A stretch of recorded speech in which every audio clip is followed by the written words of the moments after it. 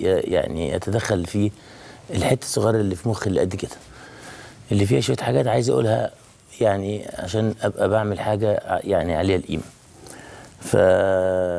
فاللي حصل امبارح يعني خلاص الحمد لله يعني حصل خير، وانا بعتذر لكم ان انا اتعصبت امبارح وانسحبت من الحوار مع علاء كحكي والاستاذ خالد صلاح. وعلاء صديق عزيز وانسان طيب جدا، وهو كل كانت فكرته وهو عنده افكاره الخاصه، وكل واحد فينا ليه افكاره الخاصه، بس احنا كلنا عموما مشدودين، يعني احنا كلنا عموما مشدودين. وعلاء انا بكن له كل حب وكل تقدير، وبعتذر له وبعتذر لكم على اللي حصل، الهوجه اللي حصلت امبارح دي اللي كانش ليها اي داعي، لكن حصل. يعني هو برضه في لحظه من لحظات التصوف قعد بعد الفجر فراح كاتب يعني ايميل ان هو عايز يوقف عشان خاطر الدم. كلنا خايفين من الدم، مش بس الاستاذ علاء كحكي، كلنا خايفين من الدم وكلنا مرعوبين، وكلنا بنحس ان احنا مسؤولين بشكل او باخر. هو طبعا كصاحب محطه يحس انه مسؤول، ان ممكن انا اكون بقول كلام ازق الناس انها تنزل، فده ممكن ناس تموت وناس تعمل ناس، بس الناس دي ما هم ولادنا، ما هم يعني،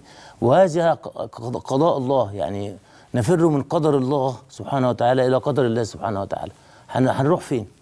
هذا هو قدر مصر الان، وما فيش مفر من احنا لازم نصلح ما افسده، ما افسدناه نحن بانفسنا. يعني احنا بقينا بتكلم بالعربي، ملوش لازم الكلام بالعربي، يعني هنصلح اللي احنا بوظناه، نصلح اللي احنا بوظناه. فانا بعتذر تاني للاستاذ علاء كحكي، وبعتذر لكم على الهيصه اللي انا عملتها امبارح دي.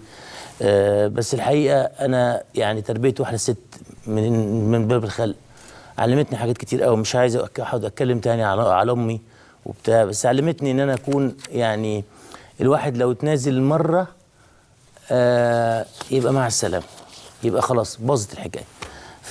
ولو ان انا ما كانش مطلوب مني تنازل ولا حاجه، مطلوب الايقاف، فانا بس اعلنت الخبر يعني ادي كل الحكايه. انما الحقيقه لا، ما فيش حد في المحطه هنا اطلاقا من علاء كحكي الاصغر حد في المحطه، ما حدش بيتدخل في ضيوفنا ولا في اللي بقوله ولا في اللي في بعمله ولا اللي بتاع.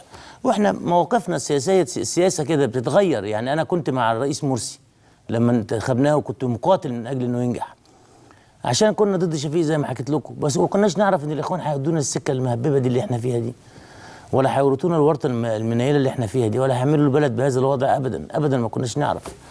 فخلاص حصل خير، يعني كانت هزت او وزت شيطان زي ما بيقولوا، وحصل خير وخلص الموضوع على خير الحمد لله، وكل شيء تمام. نرجع لمرجوعنا. طبعا المفروض ان الواحد يتكلم عن الاحداث المؤسفه اللي حصلت في بنمر السولاني، زمايلي اتكلموا عنها كلهم ونشروا صور صعبه جدا